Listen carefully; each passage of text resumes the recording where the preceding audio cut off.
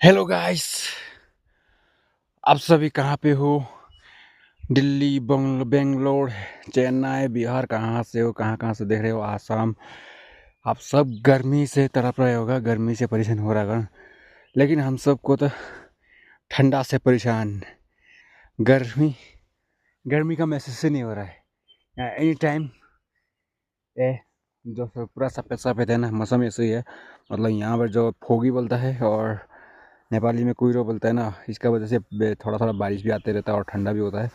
और आप लोग कहाँ कहाँ से देख रहे हो, प्लीज़ कमेंट में बता देना। और गर्मी से परेशान हो रहा है तो गर्मी से परेशान हो रहा है तो आइए अरुणाचल प्रदेश घूमने के लिए। अभी मैं जिस जगह में हूँ, अरुणाचल प्रदेश, क्या बोलता है, मागापुम वांग से बात कर रहा हूँ। वांग से वीडियो बना रहा हूँ। प्लीज़ लाइक, सब्सक्राइब, फॉलो कर देना। जय हिंद।